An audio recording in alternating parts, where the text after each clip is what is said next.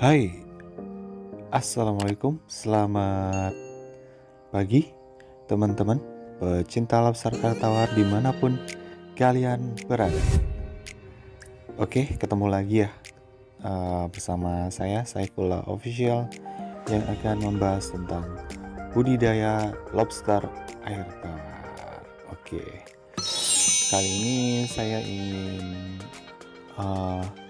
menjawab ya pertanyaan teman-teman kemarin. Ada yang nanya tentang lobsternya itu kok melepuh ya, di bagian bawahnya itu kok melepuh, di buntutnya, di siripnya kok melepuh gitu, yang bagian bawah belakang ya teman-teman. Lalu ini kok ada seperti benjolan gitu. Oke, kali ini di video ini saya ingin menjawabnya. Check this out. Oke, sebelum saya lanjutkan videonya, jangan lupa bantu subscribe teman-teman. Karena kenapa? Karena subscribe itu gratis dan membuat saya berkonten lebih semangat lagi dalam melakukan dan share ilmu-ilmu tentang seputar budidaya lobster air tawar. Oke. Saya hitung sampai 5 ya, di subscribe dulu. 1, 2, 3, 4, 5. Oke, terima kasih. Jangan lupa di like dan di komen jika ada pertanyaan. Siapa tahu saya dapat menjawab pertanyaan kalian tentang seputar budidaya lobster air tawar. Oke teman-teman, jadi tentang penyakit yang sering menyerang budidaya lobster air tawar ya teman-teman ya.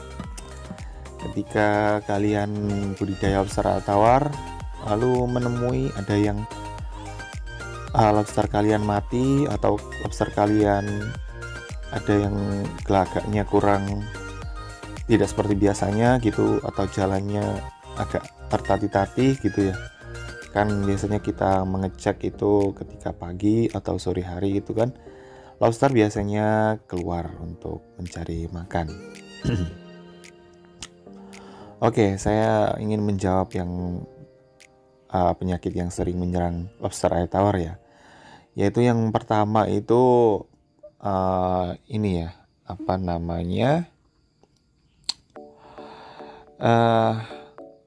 gini teman-teman, budidaya itu selalu saja nggak terlepas ya dari penyakit yang sering menyerang, apalagi lobster. Lobster sendiri sering gagal dibudidayakan biasanya teman-teman ya, di setiap pembudidaya itu karena tingkat infeksi penyakit yang sangat tinggi sehingga dapat menyebabkan lobster air tawar kalian mati. Nah, di beberapa penyakit yang sering menyerang lobster air tawar itu yang saya temui biasanya yang pertama itu adalah white spot disease. Oke. Jadi white spot disease ini penyakit pertama yang sering menyerang adalah disebabkan oleh virus white spot ya teman-teman. Jadi kayak putih-putih gitu yang nempel di badannya, di cangkangnya. Jadi white spot ini sering menyerang bukan hanya lobster air tawar, tapi udang faname itu juga ada white spotnya. Lalu sehingga bentuk tubuh dan ukuran itu dan hingga pertumbuhan udang atau lobster air tawar itu menjadi terganggu teman-teman. Jadi sulit untuk menjadi membesar gitu, gak gemuk-gemuk ya, bisa jadi kurus ya. Kayak busung lapar gitu teman-teman. Nah, ciri utama penyakit ini adalah bintik putih ya teman-teman.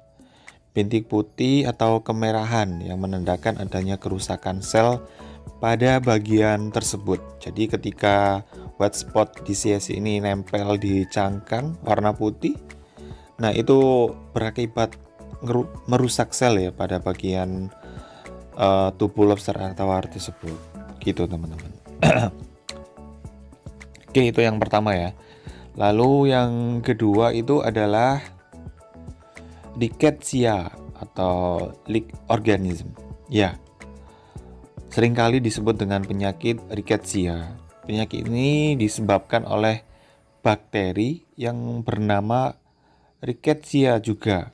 Ketika bakteri ini menyerang lobster air tawar, dan lobster air tawar akan mengalami penurunan nafsu makan dalam waktu yang lama, teman-teman. Jadi nafsu makannya terganggu, akhirnya kurus ya, kurus kayak kekurangan makan gitu, busung lapar, busung lapar lagi.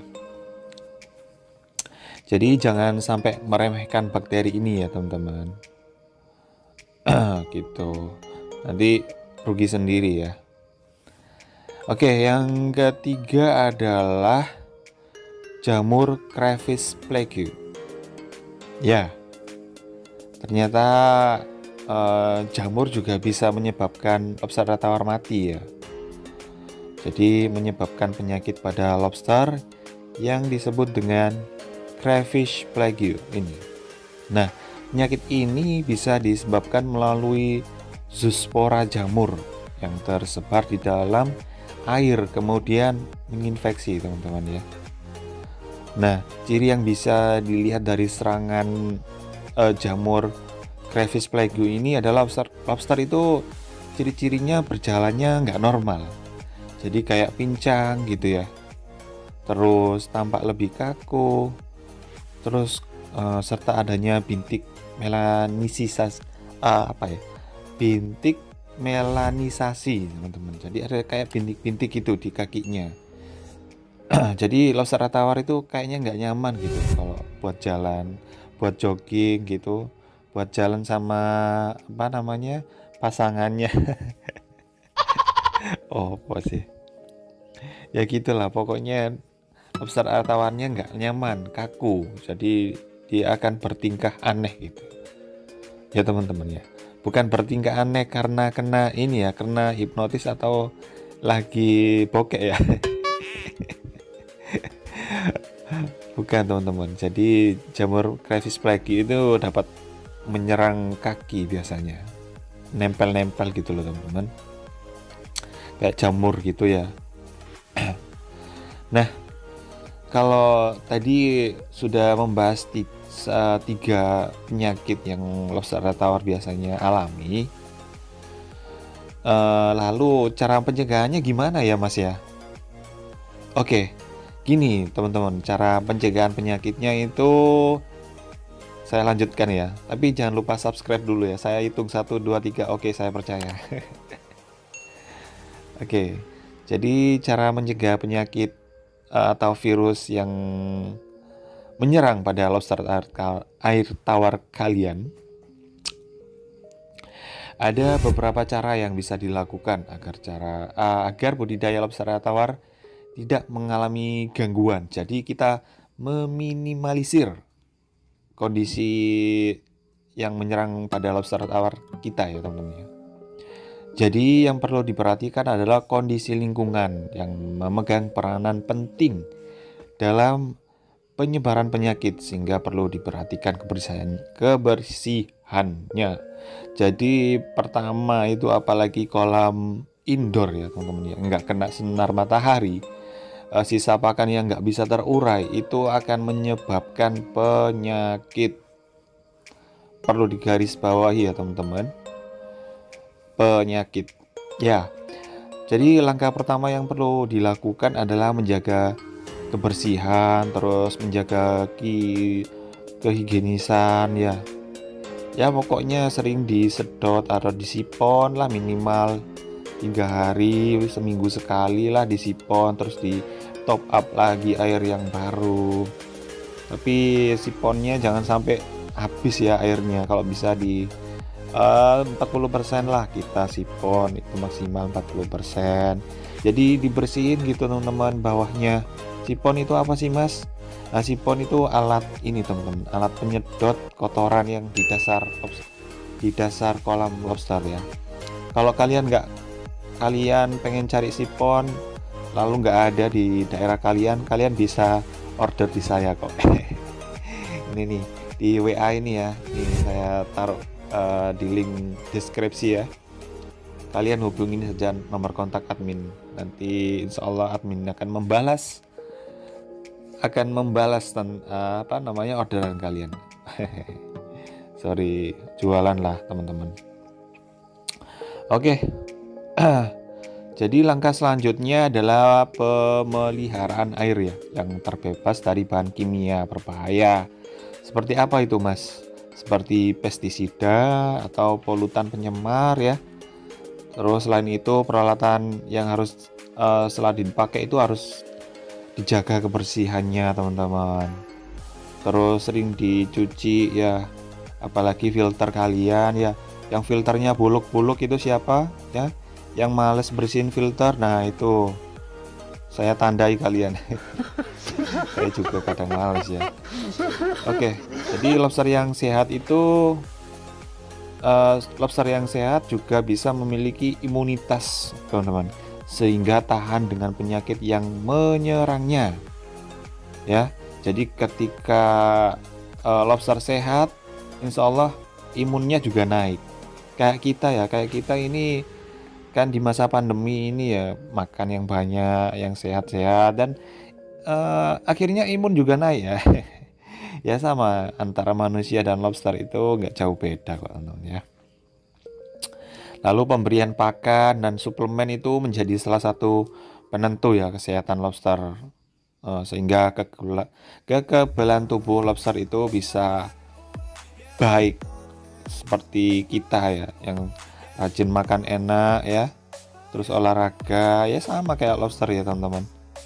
Kayak gitulah pokoknya ya, nggak jauh beda.